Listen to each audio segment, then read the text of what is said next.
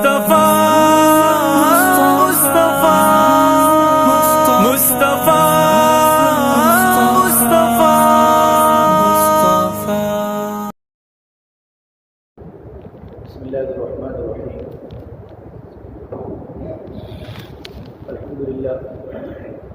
الحمد لله ذي الملك والملكوت والعزة والهيبة والجبروت.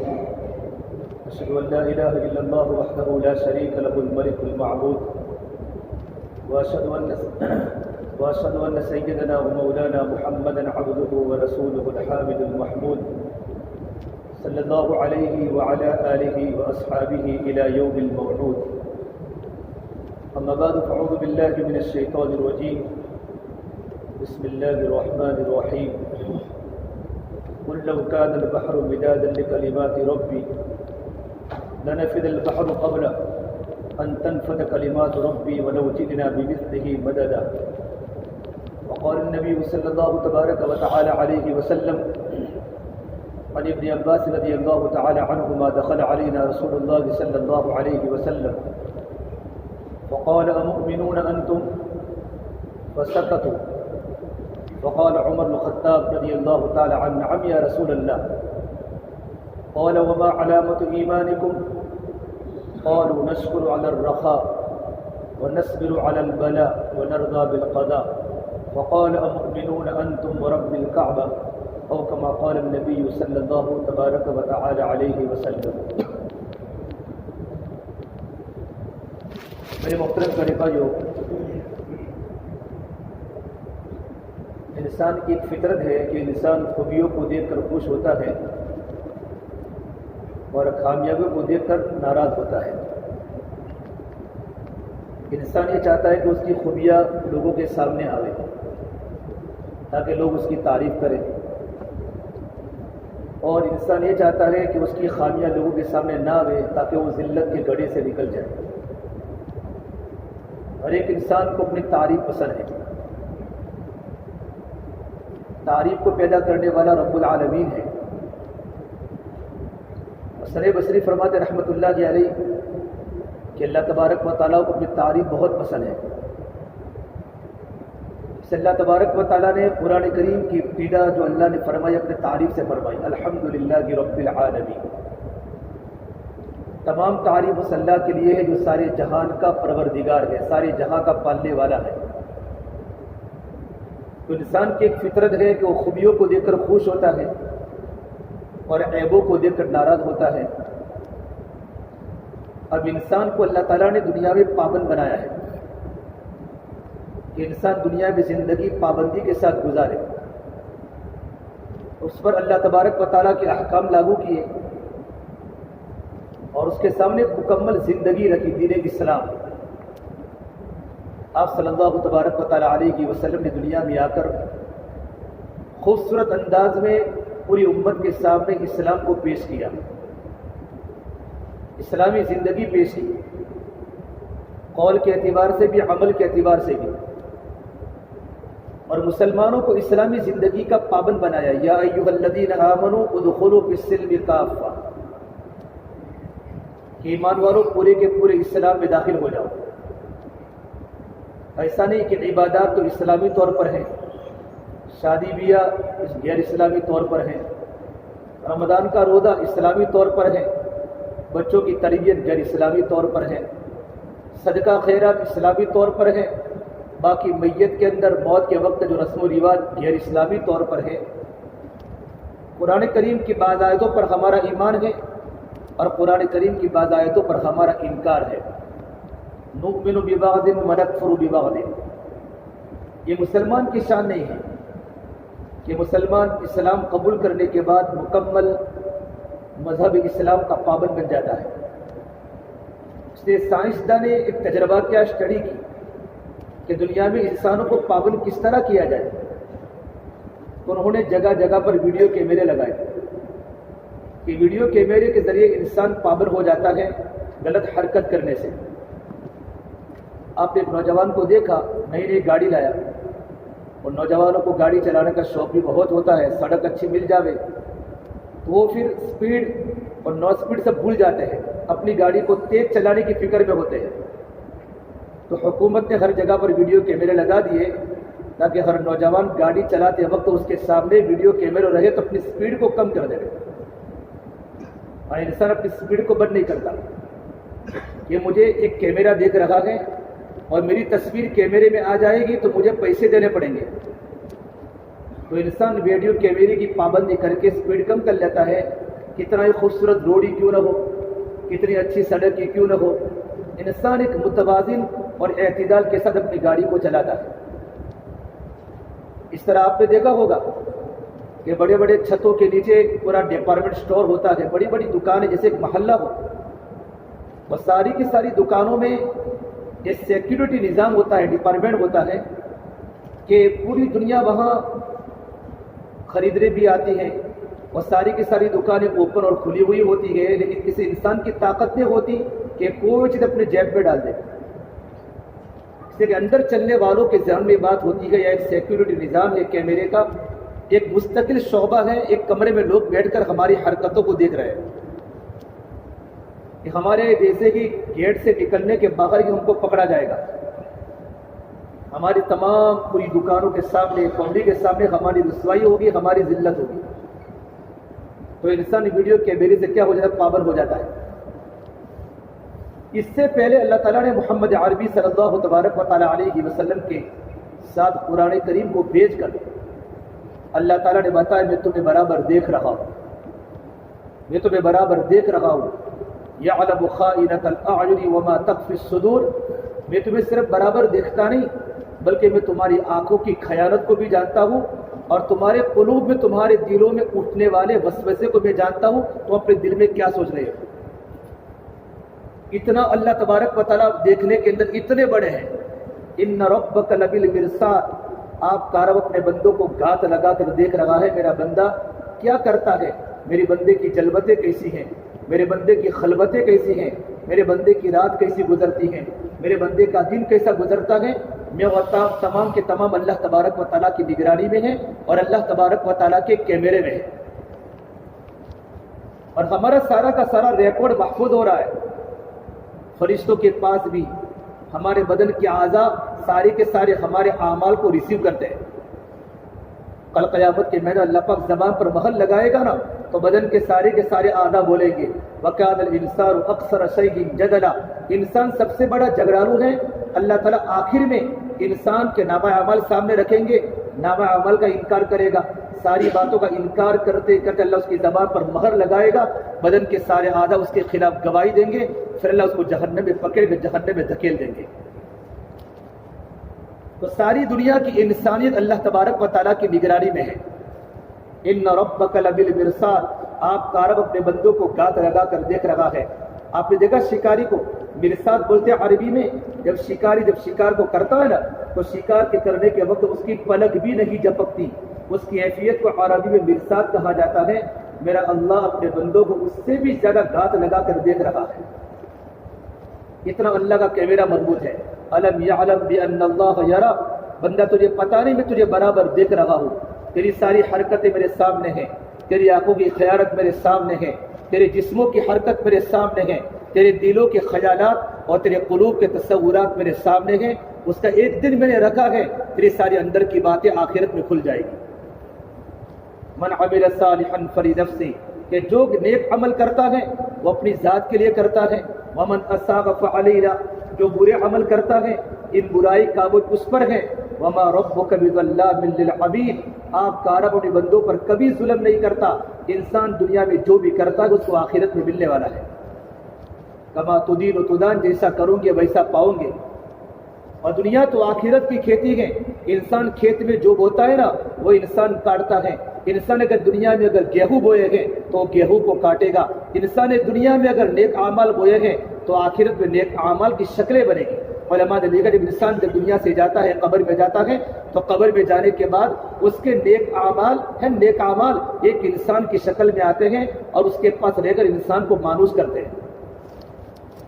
کہ اعمال کی شکلیں ہوتی ہیں، اعمال کی شکلیں، کہ نیک اعمال کی بھی شکلیں ہوتی ہیں، برے اعمال کی بھی شکلیں ہوتی ہیں، کہ برے اعمال سانپ کی شکل میں، برے اعمال آنکھ کی شکل میں، برے اعمال کھچروں کے برابر بچھو کی شکل میں قبر کے اندر انسان کو ڈستے ہیں تو اس کی شکل اعمال کی بدل جاتی ہے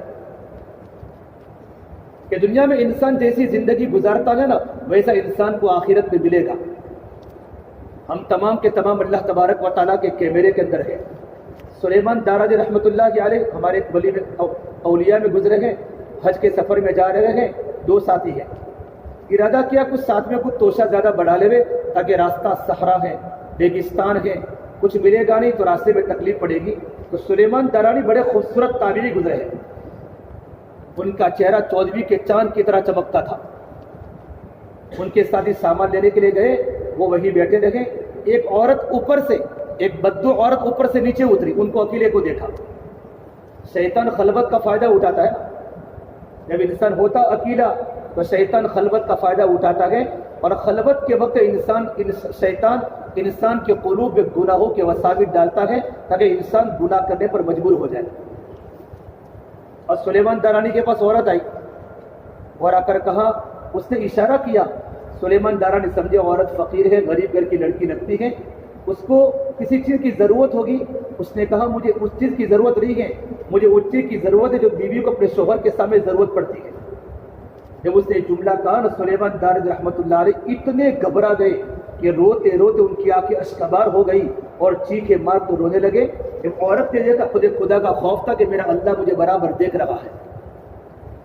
اللہ کا ہر دم استحضار کہ میں اللہ تعالیٰ کی نگرانی میں ہوں, تو بندہ کہیں بھی ہوتا ہے چاہے ماحول کیسا بھی ہو, انسان گناہوں سے ڈرتا ہے کہ میرا اللہ مجھے دیکھتا ہے. بھائی ایک لڑکا اپنے باپ کو دیکھ کر گناہ نہیں کرتا, ایک انسان کمرے میں ایک چھوٹے بچے کو دیکھ کر گناہ نہیں کرتا کہ چھوٹا بچہ میرا دیکھ لے گا. ایک انسان اپنا موبائل کسی کے ہاتھ میں نہیں دیتا کہ اس میں گناہ بھرے ہوئے ہیں, اگر میرا باپ میرے موبائل کو کھولے گا اس کی آنکھیں اشکبار ہو جائے گی, بلکہ وہ سولی پر چڑھنے کو تیار ہو جائے گا, کیونکہ میرا موبائل نہیں رہا بلکہ میرا موبائل گناہوں کا دفتر بن چکا ہے. اس سے زیادہ اللہ تبارک و تعالیٰ اپنے بندے کو برابر دیکھ رہے ہیں. اللہ لا الہ الا هو الحی القیوم لا تأخذہ سنۃ ولا نوم. نہ اللہ کو نیند آتی ہے نہ اللہ کو جھونکا آتا ہے. برابر اللہ اپنے بندوں کو برابر دیکھتا ہے. میرا بندہ مسجد میں کیا کرتا ہے, میرا بندہ تجارت میں کیا کرتا ہے, کیا جھوٹ بولتا ہے یا جھوٹی قسمیں کھاتا ہے, ملازمت میں کیا کرتا ہے, کیا خیانت کرتا ہے, بادشاہ کو دیکھتا ہے, کیا وہ بے انصافی کرتا ہے. اللہ تعالیٰ اپنے بندوں کو برابر دیکھ رہا ہے. سلیمان دارانی رحمۃ اللہ علیہ رونے لگے. جب رات کو سوئے نا تو یوسف علیہ السلام خواب میں آئے. یوسف علیہ السلام خواب میں آئے اور کہ اللہ کے نبی یوسف علیہ السلام, زلیخا نے تمہارا پیچھا کیا تھا لیکن تم کو تو اللہ تم تو اس گناہ سے بچ گئے.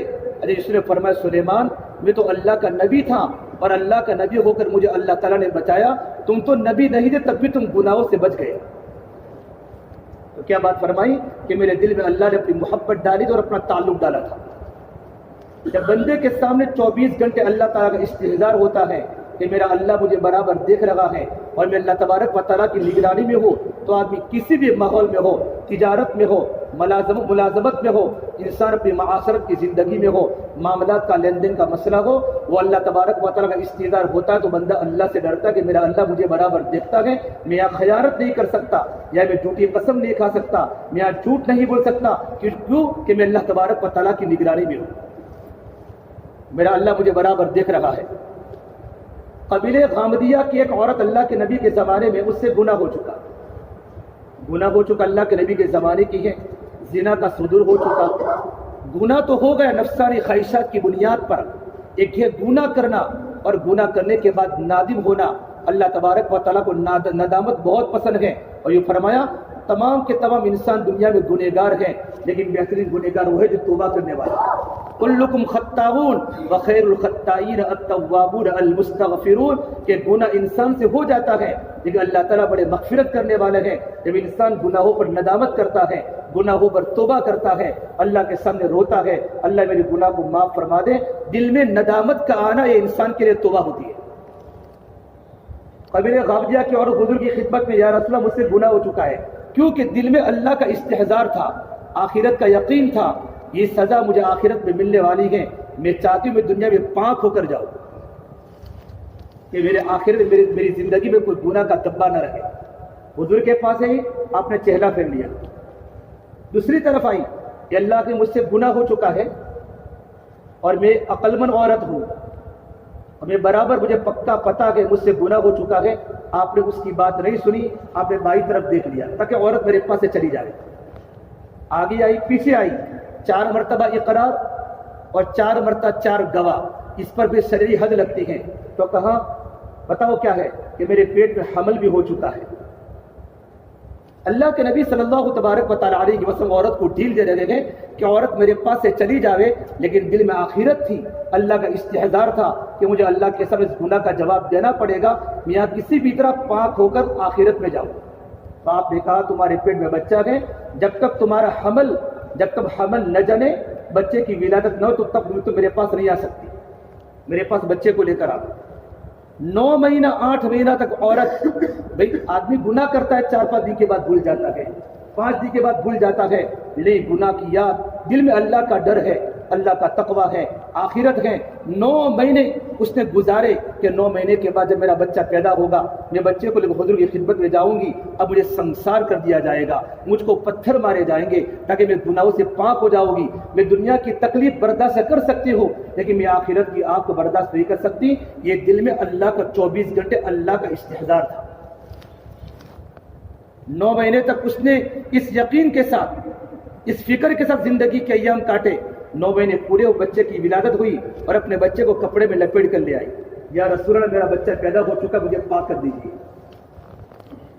یہ پوری ایمانی فضا ہے, یہ پوری ایمانی ماحول ہے. جب ایمانی فضا ہوتی ہے, ایمانی فضا اور ایمانی ماحول ہوتا ہے, آج کا انسان گناہ کرتا ہے تو ایمانی فضا کو دے کر انسان کو توبہ کی توفیق نصیب ہو جاتی ہے. آپ نے فرمایا بچہ چھوٹا ہے, آپ اس کو اور ڈھیل دے رہے ہیں تاکہ میرے پاس دوبارہ نہ آوے, توبہ کر لے. فرمایا تیرا بچے کو دودھ پلانے کا مسئلہ ہے, اور قرآن نے کہا ہے حولین, 2 سال بچے کو دودھ پلانا پڑے گا. جب تک بچہ ہاتھ میں روٹی کا ٹکڑا نہ کھانا شروع کرے تب تک تو میرے پاس نہیں آ سکتی. مدینہ منورہ کی لڑکی ہے, قبیلہ غابدیہ کی عورت ہے, قبیلے کی نیک خاتون, بچے گناہ ہو چکا, بچہ ہوا, بچے کو دودھ پلایا. 2 سال پورے ہو چکے, اور 2 سال کے بعد جب بچے کے ہاتھ میں روٹی کا ٹکڑا آیا, حضور کی خدمت میں لے کر اللہ کے نبی, اس کے ہاتھ میں روٹی کا ٹکڑا ہے, اب میرا بچہ 2 سال کا ہو چکا ہے, اب مجھے پاک کر دیجیے, اب مجھ پر سنساری کیجیے. کہ شادی اگر عورت کی ہو چکی ہو نا شادی, تو شادی کے بعد کیا ہوتا ہے, کھڈا کھودا جاتا ہے, اور کھڈا کھودنے کے بعد تمام مسلمان اس کو پتھر مار مار کے اس کو ختم کر لیتے ہیں تاکہ دوبارہ انسان دنیا میں اس گناہ کی جرات نہ کرے. آپ صلی اللہ تبارک و تعالیٰ علیہ وسلم فرمایا بتاؤ اس بچے کو کون سنبھالے گا؟ سب کو پتا ہے بچہ پتہ نہیں کسی اور کا بچہ ہوگا, لیکن صحابہ کرام میں خیر خائی کا جذبہ تھا. سعد بن عبادہ کھڑے ہو, یا رسول اللہ یہ بیٹا میرا بیٹا ہے, یہ بیٹے کو اس بیٹے کی میں پرورش کروں گا اور یہ بیٹا میری نگرانی میں رہے گا. آپ نے سعد بن عبادہ کو بیٹا دے دیا. پھر عورت کے لیے کھڈا کھودا گئے, جب اس پر پتھر برسائے گئے, خالد بن ولید نے تھوڑا سا برا جملہ اس عورت کو دیکھ کر کہا, تو یہ کیا کام کیا ہے؟ آپ نے سن لیا, کہا خالد تم نے یہ جملہ کیا بولا ہے؟ اس عورت نے ایسی توبہ کی ہے, اگر یہ توبہ سارے مدینہ والوں پر تقسیم کر دی جاوے تو اللہ سارے مدینہ والوں کی مغفرت کر دے, اور ایک آگے روایت میں ہے ساری دنیا کے گنہگاروں پر تقسیم کر دی جاوے, اللہ اس عورت کی برکت اللہ ساری دنیا کے انسانوں کے گناہوں کو معاف کر دے. 24 گھنٹے خدا کا استحضار رکھنا یہ ہماری زندگی کا مقصد ہے, ہماری زندگی کا مقصد ہے. حضرت عمر رضی اللہ تعالیٰ عنہ اپنے غلام کو لے کر جا رہے, جب عثمان غنی نے دیکھا کہ دوپہر کی چلچلاتی دھوپ ہے اور عمر فاروق رضی اللہ تعالیٰ عنہ دوپہر میں گھوم رہے ہیں, پوچھا بالمومنین دوپہر کی دھوپ میں گھوم رہے کیا وجہ ہے؟ کہ مال غنیمت کا اونٹ گم ہو گیا ہے. تو فرمایا اب المومنین کسی غلام کو بیچتے نا, کسی نوکر کو بیچتے ہیں, ایک چلچلاتی دھوپ میں تمہارا نوکر اونٹ کو لے آتا. فرمایا آخرت میں غلام سے حساب نہیں ہوگا, حساب مجھ سے ہوگا. کہ مسلمانوں کا میں امیر المؤمنین ہوں, اللہ آخر میں غلام سے نہیں پوچھے گا, اللہ مجھ سے پوچھے گا. یہ 24 گھنٹے خدا کا استحضار تھا. صحابہ نے مشورہ کیا کہ مال غنیمت کی بوچھار ہوئی ہے مدینہ منورہ میں, اور کس طرح کے خزانے مدینہ منورہ میں آ چکے ہیں. حضرت عمر کی زندگی کیوں نہیں بدلتی؟ وہی پرانا لباس ہے, مہینے میں ایک بار گوشت کھانا, وہی پرانے کپڑے چمڑے والے, ارے اللہ کے نبی کے زمانے میں تو فاقہ تھا، صدیق اکبر کے زمانے میں تو فاقہ تھا، تنگی تھی، عمر کے زمانے میں اللہ نے مال غنیمت کے دروازے کھول دیے ہیں، ملک کے ملک فتح ہو چکے ہیں، لیکن امیر المومنین کی زندگی نہیں بدل رہی۔ صحابہ نے مشورہ کیا کہ ان سے بات کرے کون؟ متقی انسان کے سامنے ہر ایک کو بات کرنے کی ہمت نہیں ہوتی، اس کے دل میں اللہ پاک رعب ڈال دیتا ہے۔ تو کہا ابو بکر صدیق کی بیٹی عائشہ کو بلاؤ اور ان کی بیٹی حفصہ کو بلاؤ، یہ دونوں اللہ کے نبی کی بیویاں ہیں، ایک تو عمر کی بیٹی، ان سے بات کرے اپنے۔ حضرت نے فرمایا میں تو بات نہیں کر سکتا۔ ان دونوں کو تیار کیا کہ آپ ان کو کہے کہ اپنے کپڑے بدل دے اور زندگی تھوڑی خوشحال رکھے۔ حضرت عمر جنگل میں جا کر اینٹ پر سو جاتے تھے۔ امیر المومنین کے مال کے ہونے کے باوجود، اسباب کے ہونے کے باوجود زندگی کو بالکل سادہ گزاری، زندگی کو سادہ گزاری۔ عائشہ اور حفصہ دونوں آئے امیر المومنین کے پاس کہ آپ سے ایک بات کہنی ہے، آپ سے ایک مشورہ کرنا ہے، کہ بتاؤ کیا کہنا ہے؟ فرمایا تم پہلے، اور ایک تم کو کس نے بھیجا ہے؟ عائشہ نے فرمایا پہلے تم بتاؤ ہماری بات قبول کروں گی تو ہم بعد میں نام بتاتے ہیں۔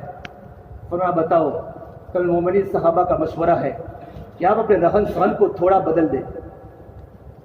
اللہ کے نبی کے زمانے ملک میں مالی طاقت کی کمزوری تھی، فاقہ کا زمانہ تھا، ابو بکر صدیق کے زمانے میں کمزوری تھی، آپ کے زمانے مال غنیمت پورا مدینہ بھر چکا ہے اور صحابہ کے گھروں میں سونے چاندی کے ڈھیر ہیں، لیکن آپ اپنی زندگی کو بدلتے نہیں۔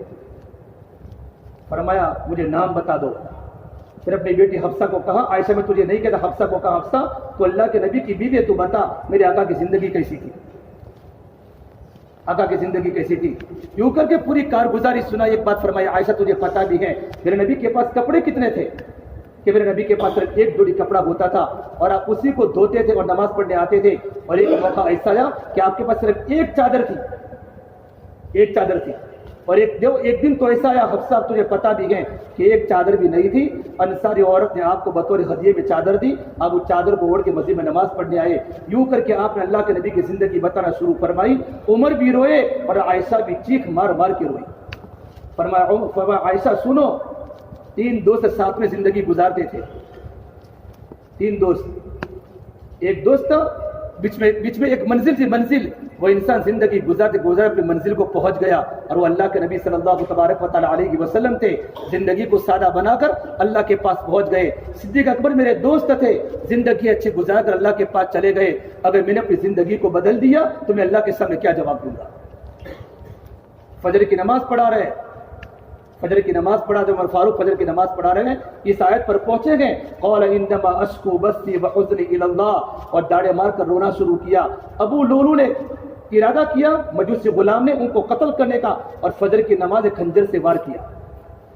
حضرت عمر نماز میں گر پڑے، اندھیرا تھا، ابن عوف نے آگے بڑھ کے نماز کو مکمل فرمائی، صحابہ کرام دوڑے اس کو پکڑنے کے لیے، اور اس نے اپنے آپ پر خنجر مار کر خودکشی کر لی۔ گھر پر لایا گیا، اور گھر پر لانے کے بعد کہا مجھے دودھ پلاؤ۔ جب دودھ پلایا گیا نا تو آنکھوں سے باہر نکل گیا، تو فرمایا موت کا پیغام میرے گھر پر آ چکا ہے، موت کا پیغام میرے گھر پر آ چکا ہے۔ اور اپنے بیٹے عبداللہ بن عمر کو کہا، عبداللہ حضرت عائشہ کے پاس جا کر کہہ دو، عائشہ کو جا کر بتا دو کہ میرا ابا ابی المومنین مت کہنا، اب میں عمر ہوں، عمر بن الخطاب اپنے اللہ کے نبی کے پاس سونے کا ارادہ رکھتا ہے دنیا سے جانے کے بعد۔ ابن عمر گئے حضرت عائشہ کے پاس، میرے نبی کے حجرے میں حضرت عائشہ دوپٹے سے سر کو دھو رہی تھی اور رو رہی تھی، پر میرے ابا کی انتقال کا وقت قریب ہے اور وہ چاہتی ہے کہ حضور کے پاس اور وہ صدیق کے پاس آرام کرے، آپ کی کیا رائے ہے؟ عائشہ نے فرمایا میں نے ارادہ کیا تھا کہ میں یہاں اپنے ان کے قدموں میں سو جاؤں گی، لیکن عمر اگر ارادہ رکھتے تو وہ زیادہ حقدار ہے۔ اب عمر گھر پر آئے، اور گھر پر آنے کے بعد فرمایا امیر المومنین میرے ابا جان آپ کو اجازت مل چکی ہے۔ فرمایا نہیں، ہو سکتا ہے شرم کے بارے اجازت ملی ہو، جب میرا انتقال ہو جاوے دوبارہ قبر کے پاس جا کر حضرت عائشہ کے حجرے کے پاس جا کر دوبارہ اجازت لینا۔ اسی حالت میں تھے، علی اور حسن دونوں آئے، باپ بیٹے۔ حضرت عمر گھبرا رہے، علی نے پوچھا عمر گھبراتے کیوں ہو، موت سے ڈرتے ہو؟ فرمایا علی موت سے نہیں ڈرتا، موت کے بعد کی زندگی سے ڈرتا ہوں کہ 12 سال میں نے خلافت کی ہے، نہ معلوم کتنے غریبوں کا حق میں نے مارا ہوگا، نہ معلوم میری زندگی میں کسی کو تکلیف پہنچی ہوگی، میں اللہ کے سامنے کیا جواب دوں گا؟ مجھے موت سے ڈر نہیں ہے، موت کے بعد کیا ہوگا اس سے مجھے ڈر لگ رہا ہے، مجھے موت سے ڈر نہیں ہے۔ کہا بیٹا عبداللہ میرے سر کو زمین پر رکھ لو، میرے سر کو زمین پر رکھ لو۔ قالین نیچے نہیں تھا، ان کے بیٹے نے اگر عمر کا سر تھوڑا یوں نیچا کیا، فرمایا وہی حق تیرا برا ہو، سر کو زمین پر رکھ لو۔ جب سر کو زمین پر رکھا ہے تو رونا شروع کیا اور یوں کہا یا اللہ ویل لک یا عمر ان لم یغفر لک ربک، یا عمر تو برباد ہو گیا اگر تیرے اللہ نے تجھے معاف نہ کیا۔ یوں کر کے اپنے پیشانے کو رگڑ رہے، جس کے زمانے خلافت میں 12 مربع لاکھ اسلام پھیلا ہو اور تمام صحابہ کرام، ایک صحابی مراد ان کو میرے نبی نے مانگا ہے اللہ تعالیٰ سے، عمر تو مراد ہے، اور فرمایا عرفات کے میدان میں اللہ تعالیٰ تمام صحابہ کرام پر فخر کر رہے ہیں، عمر پر خاص فخر کر رہے ہیں۔ کتنا بڑا مقام ہے کہ میں موت سے نہیں ڈرتا، موت کے بعد کی زندگی سے ڈرتا ہوں۔ ہماری زندگی کو ہم دیکھیں، ہم زندگی کیسے گزارتے ہیں؟ کیا میں اور آپ اللہ کے کیمرے میں نہیں ہیں؟ جب ان کا جنازہ اٹھا ہے، علماء نے لکھا ہے جنگلوں میں جناتوں کے رونے کی آواز آئی ہے، جنگلوں میں جناتوں کے رونے کی آواز آئی ہے، اور جنازہ جب لے جایا گیا پھر دوبارہ اجازت لی، عائشہ نے کہا اندر آ جاؤ، مرحبا یا عمر اندر آ جاؤ۔ عبداللہ بن عباس فرماتے ہیں کہ میں نے دیکھا، میں قبر کے پاس کھڑا تھا، میرے کندھے پر کسی نے ہاتھ رکھا تو دیکھا کہ علی مرتضیٰ ہے، اور علی فرماتے ہیں مجھے یقین تھا اس قبر میں سونے کا حقدار حضرت عمر ہے، میں نے ہزاروں بار میرے نبی کی زبان پر سنا ہے دخلت انا ابو بکر و عمر خرجت انا ابو بکر و عمر، میں اور عمر ابو بکر، جب بھی آپ نے اندر داخل ہونے کا اور باہر سے نکلنے کا نام لیا تو آپ نے ابو بکر عمر کو ساتھ میں لیا ہے، کہ ان کے انتقال زندگی کو سادہ گزارا، زندگی انصاف کے ساتھ گزاری۔ میرے بھائیو، ہم سب کے سب اللہ تبارک و تعالیٰ کی نگرانی میں ہیں، اللہ تعالیٰ کے کیمرے میں ہیں، ہم کہیں بھی ہو، تجارت میں ہو، ملازمت میں ہو، ہر جگہ پر اللہ تبارک و تعالیٰ کو دیکھے کہ میرا اللہ مجھے برابر دیکھ رہا ہے۔ اور جو بندہ قانون کی پابندی کرتا ہے، ایک انسان کا ویڈیو کیمرہ لگا ہوا ہو، انسان غلط حرکت نہیں کرتا، وہ ویڈیو کیمرے کا پابند ہوتا ہے کہ مجھے کوئی دیکھ رہا ہے، رب العالمین برابر اپنے انسانوں کی زندگیوں کو دیکھ رہا ہے، بلکہ دل کے خیالات کو بھی اللہ تو جانتا، میرا بندہ میرے کیا اندر سوچ رہا ہے۔ اللہ سے توبہ کرے میرے بھائیو، اور زندگی کو صحیح گزارنے کی کوشش کرے، تجارت میں ہو، زراعت میں ہو، معیشت میں ہو، معاشرت میں ہو، لین دین میں ہو، مال کے لین دین میں ہو، کہ میرا اللہ مجھے برابر دیکھ رہا ہے کہ میں غلط تو نہیں کرتا، اگر میں نے غلط کیا تو مجھے اس کا حصہ آخرت میں دینا پڑے گا۔ اللہ ہم تمام کو 24 گھنٹے اللہ کا استعداد کرنے کے اللہ پاک توفیق عطا فرمائے۔